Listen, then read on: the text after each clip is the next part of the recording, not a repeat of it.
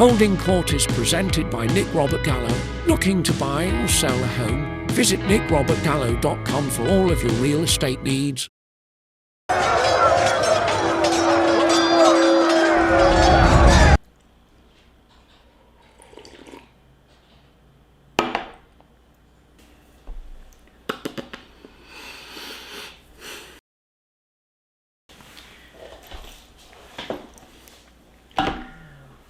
Holy shit. So let's get the obvious stuff out of the way first. Jonathan Quick is an absolute legend.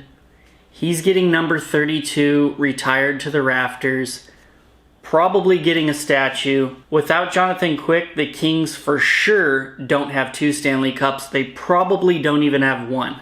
What that guy did in 2012 was insane. The Kings were a very low-scoring team, were having trouble scoring. This guy put the team on his back, got them into the playoffs, and then absolutely balled out the entire playoffs, resulting in winning the Conn Smythe Trophy as the playoff MVP. That might have been the best goaltending performance I've ever seen in my life. Also, while I'm at it, in addition to the Conn Smythe he won, the Stanley Cup he won, he also should have won the Vezina. Yeah, I'm going to say it.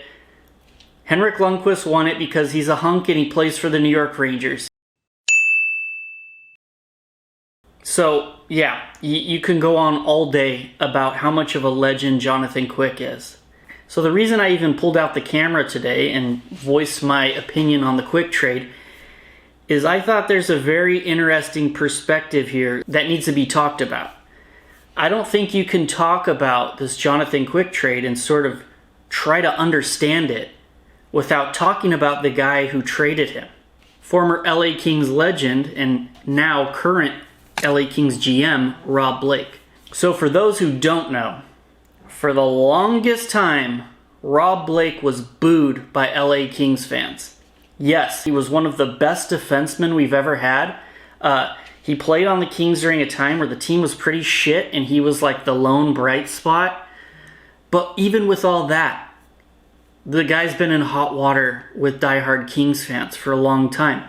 In 2001, he was having a contract dispute heading into the trade deadline, and the Kings and Blake couldn't get a deal done. So it got to the point where the Kings were forced to trade Blake because it was either let him walk to free agency and you get nothing in return, or you trade him. And the Kings, begrudgingly traded their franchise defenseman. Blake went to that super team in Colorado, like some twisted soap opera. Blake and the Avalanche went on to beating the Kings in the playoffs and going on to win a Stanley Cup. There's your little dagger into the hearts of Kings fans.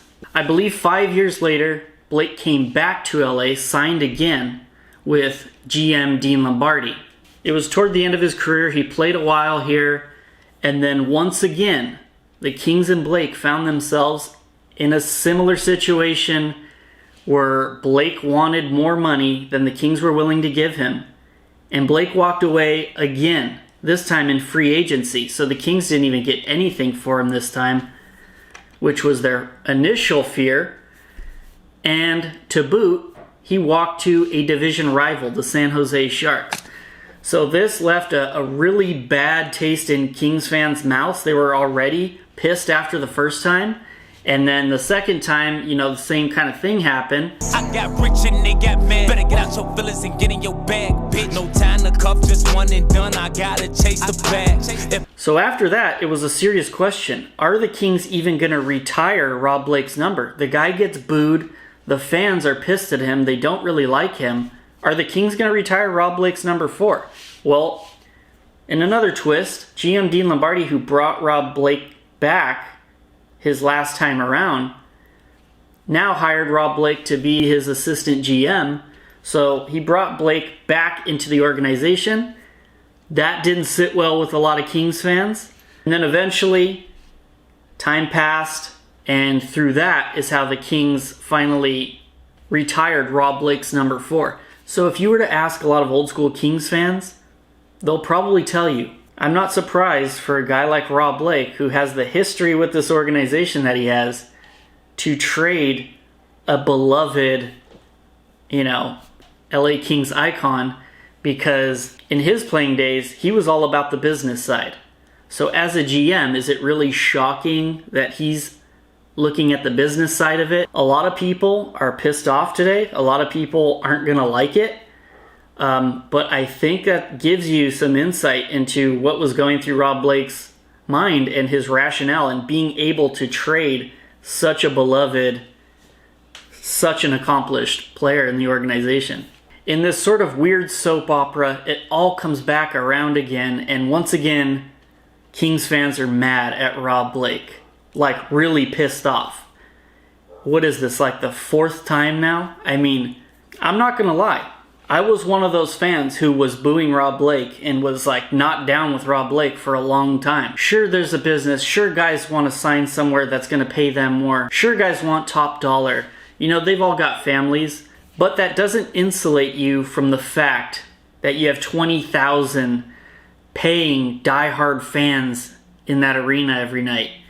And they care about loyalty. They don't care about the business side. I think you got to be fair. You got to try to see it from both sides. Either way, this was a pretty ballsy move from Blake. But yeah, I think that wraps it up. It's a sad trade, that's for sure. End of an era. Jonathan Quick, the greatest goaltender in LA Kings history. I will also go on record saying the best clutch goalie of the era. When Jonathan Quick needed to make a save in playoff time, there was no one better. So, it sucks. That's a tough one.